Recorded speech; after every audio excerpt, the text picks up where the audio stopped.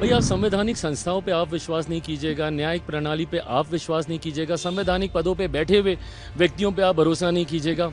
ये वही चुनाव आयोग है जिनके नेतृत्व में चुनाव हुए हैं और कांग्रेस लंबे समय तक सत्ता में रही है, केंद्र में हो, राज्यों में हो। झारखंड में चुनाव होता है, वो आप लोग जीत जाते हैं तो उसके ऊपर सवाल नहीं उठता है। आप सिर्फ हंगामा करेंगे, बट जब आपत्ति दर्ज कराने की बात आएगी तो आप भाग जाएंगे। हंगामा आपको खड़ा करना है, एक अविश्वास का माहौल खड़ा करना है, अराजकता का माहौल आपको खड़ा करना है।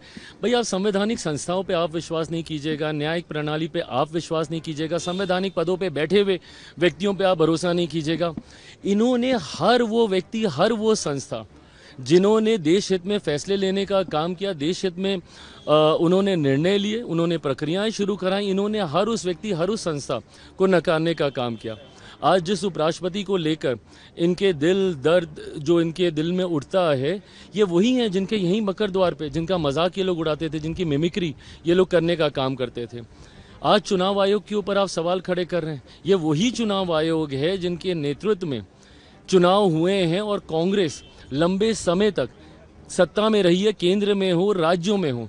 भाई जिस दिन आप पूरा पावर पॉइंट प्रेजेंटेशन आप अपना कर रहे थे और आप कर्नाटका का जिक्र कर रहे थे, अगर आपको याद ना हो तो कर्नाटका में आप ही की सरकार है और जिनकी धांधली आप दिखा रहे थे, इन्हीं वोटरों ने चुन के आपकी सरकार को वहां पे बनाया।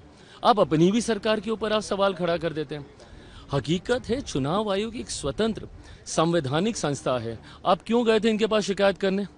आप ही गए थे ना लोकसभा के बाद महाराष्ट्र। तो अभी तक आप लोग हम लोग को सुनाते हैं कि भैया वोटर लिस्ट में धांधली की वजह से हम लोग चुनाव जीते हैं, जबकि उसी समय झारखंड में चुनाव होता है, वो आप लोग जीत जाते हैं तो उसके ऊपर सवाल नहीं उठता है। और अगर इतनी ही शिकायत है, बिहार में यात्रा पे निकले हैं ये दोनों लोग, अगर ये दो लोग, अगर इतनी ही चिंता है और अगर इतनी ही धांधली हुई है और अगर आपके पास इतने ही पावर पॉइंट प्रेजेंटेशन जो आप कर रहे हैं, तो एक बार एक ऑफिशियल एक अपील तो डालिए, वहां पे आपत्ति तो दर्ज कराइए।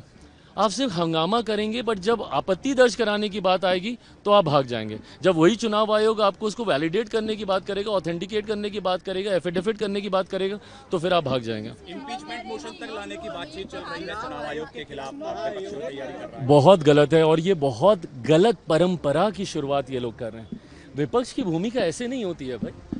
अगर कल को अगर आपके हिसाब से नहीं होगा तो आप इस तरीके से आप संवैधानिक पदों पर बैठे हुए लोगों को, संस्थाओं को आप कटघरे में लेके जाने का आप काम करेंगे। भाई आपकी चिंताएं हो सकती हैं, बट उन चिंताओं को एड्रेस करने के तरीके हैं ना। अगर आपको लग रहा है कि भाई आपके वोटर्स के नाम उसमें कट गए, अगर एक बार के लिए मैंने मान भी लिया कि भैया कोई त्रुटि हो रही है, तो आप उसके लिए आपत्ति दर्ज करा सकते हैं। तीन जगहों पे तीन मौके ऐसे हैं जहां पे आप अपील दर्ज करा सकते हैं।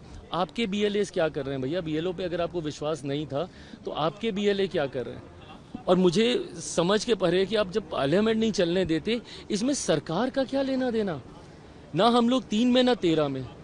आप चुनाव आयोग के पास आप गए, आपको चुनाव आयोग से शिकायत थी कि भाई धांधली हुई है, तो धांधली को रेक्टिफाई करने का यही तो प्रोसेस है, और कैसे किया जाएगा।